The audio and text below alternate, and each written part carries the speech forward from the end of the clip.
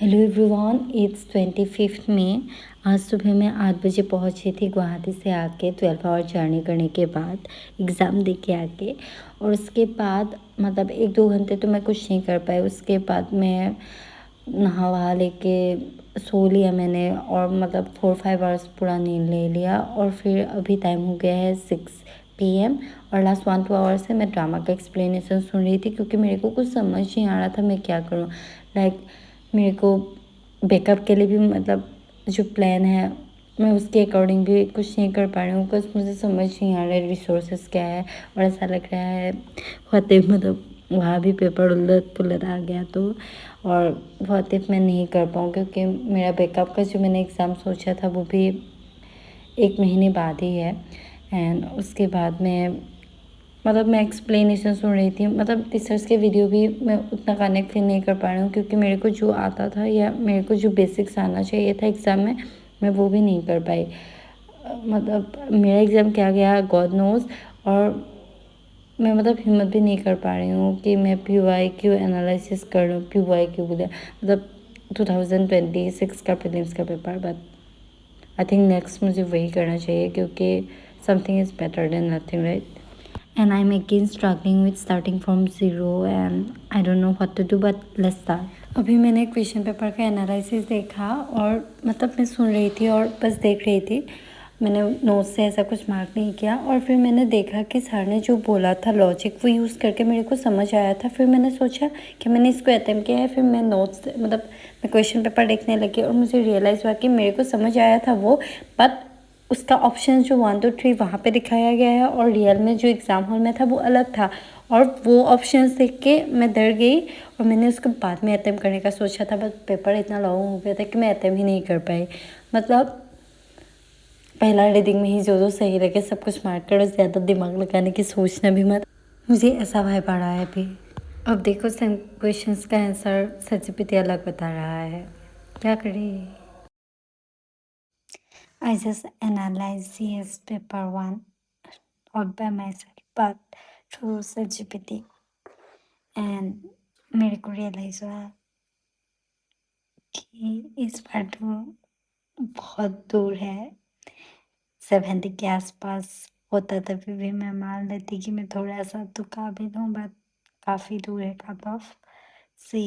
मतलब cut off तो क्या होगा पता नहीं, बट मतलब मैं दिल से मान रही हूँ कि 70 कट ऑफ होगा, बट उससे भी मेरा बहुत मार्क्स दूर है। एंड मिस्टेक्स मेरा एग्ज़ाम में जो हुआ वो अभी मुझे जो रियलाइज़ हो रहा है, पहली बात तो मैंने बहुत स्लो स्टार्ट किया था, क्योंकि मेरे को जब आंसर आता है ना मैं ओवर कॉन्फिडेंट हो जाती हूँ, और बिना ठीक से क्वेश्चन पढ़े मैं मार्क कर देती हूँ। और फिर जब मैं ऐसे एनालाइज करती थी मॉक देने के बाद, फिर मुझे रियलाइज़ होता था ये तो मेरे को आता था, मैंने ये सिली मिस्टेक किया। लाइक सिली मिस्टेक में ही मेरा -20 उतना चला जाता था। एंड इसी वजह से मैंने बहुत ज़्यादा स्लो स्टार्ट किया, और इसी वजह से ना स्टार्टिंग के कुछ क्वेश्चन जो मैं अटेम्प्ट कर सकती थी वो भी मैंने नहीं किया, क्योंकि मैंने सोचा था एक बार अटेम्प्ट कर लो फिर नेक्स्ट बार जब करूँगी तब देखेंगे। बट क्योंकि मैं स्लो जा रही थी, बिकॉज ऑफ दैट मेरा पूरा पेपर देखने में ही बहुत ज़्यादा टाइम चला गया। सो मुझे बहुत ज़्यादा मॉक देना पड़ेगा और स्पीड बढ़ाना पड़ेगा, और मेरे अंदर उतना पेशेंस नहीं था एग्ज़ाम हॉल में। लाइक बीच में कॉन्सिक्वेंस कंस तो क्या हुआ ना, कंसेक्यूटिवली 2 क्वेश्चन जिसका आंसर मुझे आता था, वो मैं फिर से ओवर कॉन्फिडेंस में आके मैंने बी को ए, सी को डी, ऐसा मतलब कुछ गलत मार्क कर दिया था 2 क्वेश्चन ऐसा। उसके बाद मैं पैनिक होना स्टार्ट हो मतलब मैंने पैनिक करना स्टार्ट कर दिया, और फिर मतलब कुछ टाइम तक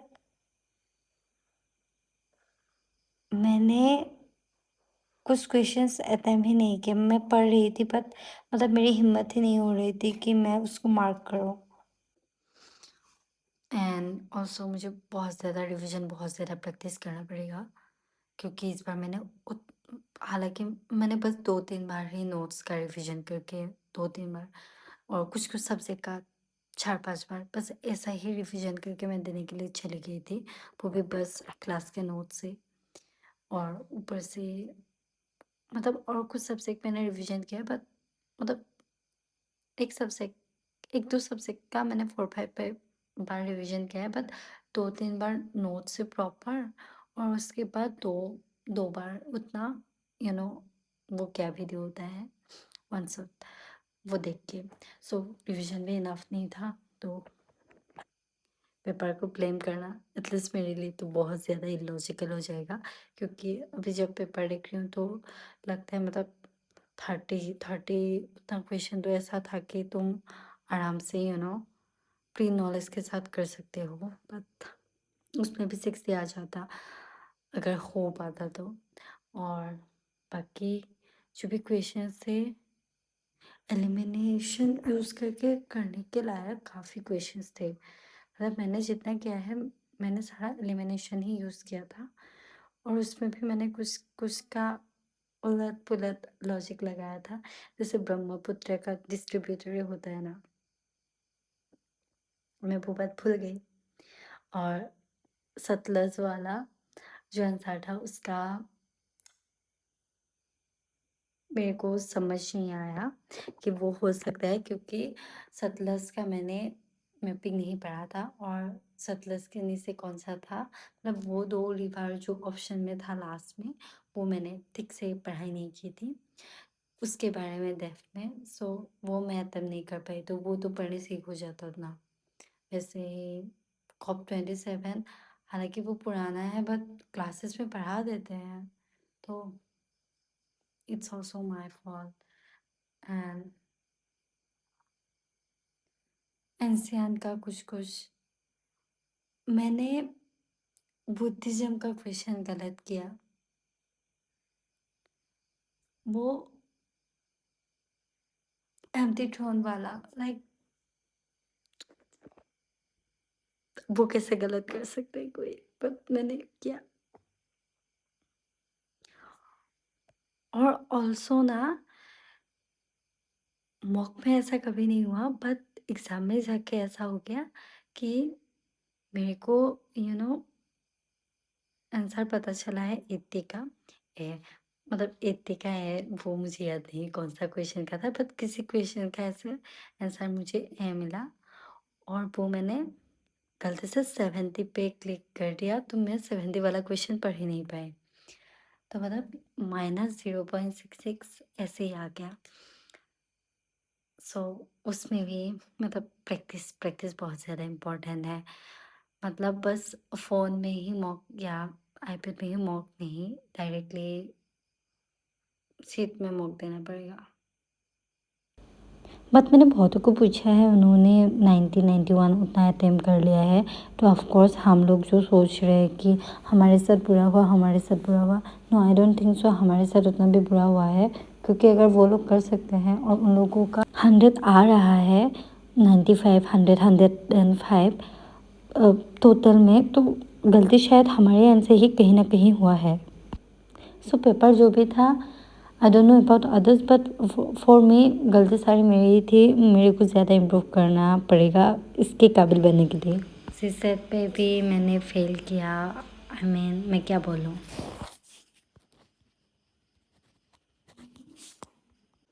वैसे तो ये वीडियो मैं बना रही थी, बट अभी अपलोड करने का बिल्कुल भी मन नहीं कर रहा है, क्योंकि मैं दोनों सब्जेक्ट पे फेल हो रही हूँ, बट फेल हो गई हूँ और बहुत गंदा, and I am not feeling like sharing it, but I will share it. I don't no, मेरे को अगले साल का खत्म नहीं देना है।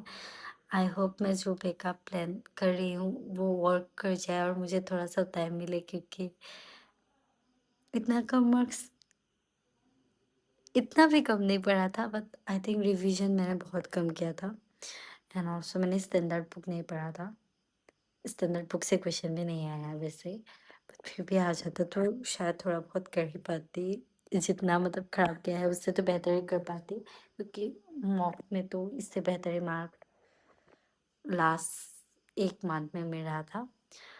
एंड सीसेट का मैंने बिल्कुल प्रैक्टिस नहीं किया था। ये तो पहला सीसेट पेपर है जिसमें मैंने 34 क्वेश्चंस अटेम्प्ट किए हैं। बाकी मैंने एक सीसेट का मतलब मैंने बस एक ही सीसेट का मॉक दिया है, वो भी लाइक 1 महीने पहले, और उसमें मैंने बस 21 क्वेश्चन अटेम्प्ट किए थे। एंड उसमें भी मैंने बस स्टार्टिंग के 4 क्वेश्चन चेक किए थे और वो 4 क्वेश्चन गलत थे। सो यही बोल सकते हैं, फेल हो गई हूँ मैं यार। बट और एक बात बोलना था कि मार्च से मुझे ना पढ़ाई के लिए मतलब मैं थोड़ा-सा सीरियस होने लगी थी, और उससे पहले मैं पढ़ रही थी बट मेरे को मज़ा आता था पढ़ के। मतलब डीप में जाके नहीं, मतलब ऐसे एनसीईआरटी पढ़ लिया, स्टोरी सुन लिया, मतलब अच्छा लगता है ऐसे vibe vibe kind of. Economic पढ़ ली, ऐसा लगता है हाँ थोड़ा-सा नॉलेज आ गया। फिर ये सारे पढ़ लिए पॉलिटी का। फिर मैं तो लोगों के साथ पॉइंट दे-दे के आर्गुमेंट करने लगी, लाइक मैं एग्ज़ाम पॉइंट ऑफ व्यू से ठीक से नहीं पढ़ रही थी। मार्च में मेरे को रियलाइज़ हुआ कि मैं 23 इयर्स ओल्ड हो गई हूँ और अभी मेरे को कमाना पड़ेगा, and I am not a kid, और मेरे दोस्तों का मास्टर्स भी हो जाएगा and I am still like a loser kind of. And तब से मेरे को थोड़ा-सा बुरा फ़ील होना स्टार्ट हुआ और तब से टेंशन आना भी स्टार्ट हुआ। मैं पढ़ाई कर रही थी और साथ में ओवरथिंकिंग भी कर रही थी, और आई don't no, like last 3 months काफ़ी डिफ़िकल्ट था मेरे लिए, और मेरे को बहुत सारी बातों की रियलाइज़ हुई। आई होप मैं उन सारी बातों को यूटिलाइज़ कर पाऊँ, क्योंकि वो मैंने यूटिलाइज़ कर लिया तो मेरी लाइफ़ में शायद इम्प्रूवमेंट आ जाएगी। अभी तो मैं एक फेलियर बन चुकी हूँ, बट फेल हो गई हूँ इस बात से अगर रुकूँगी तो और कुछ नहीं हो पाएगा। बट कोशिश करने वालों की कभी हार नहीं होती, तो लेट्स ट्राई मोर। और अभी तो मैंने ट्राई भी नहीं किया था। हालाँकि 2 साल चला गया पर मैंने ट्राई नहीं किया था। इट्स फनी, बट पता नहीं, मैं अलग ही दुनिया में थी यार। मैं रियलिटी में 3 महीने पहले आई हूँ, और उस 3 महीने में 6 आवर मैं पढ़ती थी, 6 आवर मैं ओवरथिंकिंग करती थी, और उसमें से 3-4 घंटे मैं खुद को रिलैक्स फ़ील करवाने के लिए डिस्ट्रैक्ट करती थी खुद को, ताकि मतलब मैं पढ़ पाऊँ। सो एग्ज़ाम के लिए जितना डर लगा था, एग्ज़ाम उतना डरावना नहीं था, या मेरे को फ़ेल करने से डर लग रहा था। इसी वज़ह से मैं 6 आवर तक ओवरथिंकिंग कर रही थी। कभी-कभार तो पूरा 24 आवर्स ही ओवरथिंकिंग करती रहती थी, पर फ़ायदा क्या हुआ? पढ़ाई कम हुई, और क्या फ़ायदा हुआ? अब मैं बताती हूँ। ये फ़ायदा हुआ कि मुझे अब पता चला है कि मेरे को उतना डर लगता ही नहीं है। जब मेरे सामने प्रॉब्लम रहता है मेरे को डर नहीं लगता, बट प्रॉब्लम के बारे में सोच के ही मैं ज़्यादा डरती हूँ। सो अभी अभी अगर मैं डरूँगी ना तो मैं खुद को डरने नहीं दूँगी, क्योंकि मुझे पता है जब प्रॉब्लम आता है मेरे को डर नहीं लगता। जब सिचुएशन आता है बस मैं ऐसे ही पढ़ाई से शायद बचने के लिए डर रही थी, आई डोंट नो क्या। बट मेरा इस एग्ज़ाम का मेन मोटिव यही था कि मैं डर को फेस करूँ, but of course good marks is also important. So यही बोलूँ, मतलब पास करने के लिए ही तो ये जर्नी स्टार्ट की थी। कौन फेल करने के लिए एग्ज़ाम देता है, बट आई डोंट नो क्या होगा। बट इस साल फिर से शुरू करते हैं, एंड अभी थोड़ा बहुत बैकअप पे भी काम करना पड़ेगा, और वो बैकअप भी वर्क करेगा या नहीं करेगा पता नहीं, क्योंकि अगले महीने ही है, अगले महीने नहीं, मतलब जुलाई को है एग्ज़ाम।